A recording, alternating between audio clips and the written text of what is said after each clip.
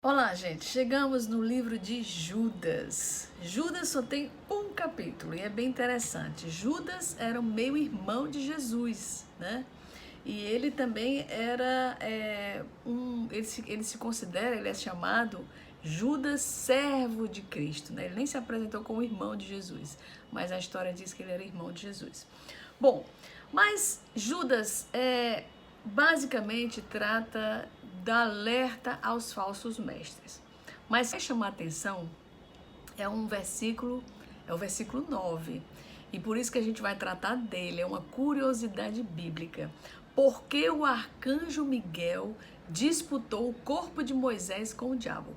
Quem lê essa passagem vai chamar a atenção de qualquer pessoa. Então o verso 9 diz o seguinte: tudo o arcanjo Miguel, quando contendia com o diabo e disputava a respeito do corpo de Moisés, não se atreveu a proferir juízo infamatório contra ele.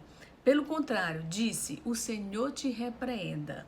Vamos fazer uma análise agora para a gente entender o porquê dessa disputa pelo corpo de Moisés. A base que eu procurei isso aqui foi um estudioso chamado André Sanches, e ele dá uma análise muito interessante sobre esse assunto.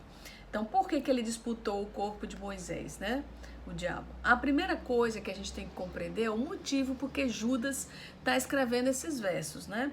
Judas usa vários exemplos, né, do juízo de Deus derramado sobre pessoas que agiam de forma semelhante. Então ele usa Sodoma e Gomorra, ele cita dos judeus que foram punidos no deserto na época do Êxodo. Então ele cita vários. Então diz também que Miguel não usou nenhuma palavra infamatória contra o diabo, porque qualquer maldição que ele lançasse contra o diabo, ele se igualaria, ele se nivelaria também ao diabo. Mas vamos em frente para a gente poder entender o porquê. Na verdade, não é encontrado em nenhum dos escritos inspirados, os livros canônicos, né, essa menção dessa disputa. Então, onde é que Judas foi tirar essa referência dessa disputa de Moisés, do corpo de Moisés pelo arcanjo Miguel e o diabo? Bom, segundo vários teólogos, Judas tirou de um livro chamado Assunção de Moisés. É um livro, como os judeus conheciam essa história, né? Essa citação, ela não é 100% inspirada. O que fez ele pegar uma história contida nesse livro é que possivelmente era considerado muito plausível dentro dos judeus, como um exemplo, uma analogia, certo? Bom, essa disputa é algo possível de ter ocorrido porque Moisés está citado em Deuteronômio 34, quando Moisés sobe ao monte Bet-Peor e lá ele morre. E o corpo dele nunca apareceu, certo? Então, mas por que o corpo de Moisés foi disputado? Essa é que é a grande questão, né? Bom, existem algumas possibilidades, todas elas são teorias, tá? Nenhuma delas a gente pode provar, mas a gente tem algumas teorias, como eu já falei, esse estudioso André Sanches, ele levantou algumas questões interessantes.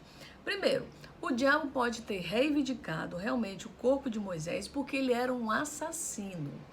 Êxodo 2:12 diz que Moisés matou um egípcio.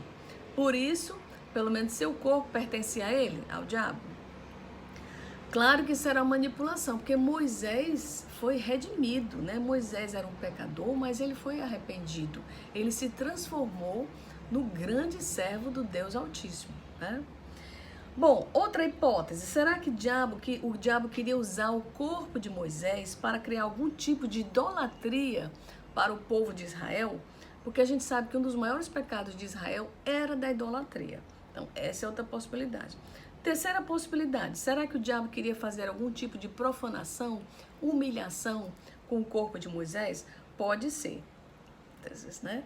Mas o mais importante de tudo isso é realmente a referência de que Judas queria fazer para a gente estar atento aos falsos profetas. Ele usou isso como referência, Sodoma e Gomorra, anjos caídos, essa disputa com o corpo de Moisés, como uma prova, como uma analogia, como uma denotação, né, uma ilustração das pessoas que estão contra a vontade de Deus, contra a autoridade de Deus. De qualquer forma, para encerrar, a gente queria dizer o seguinte: Moisés é um personagem muito importante na Bíblia. Ele foi o grande legislador, escreveu os 5 primeiros livros da Bíblia, né, de Gênesis até Deuteronômio.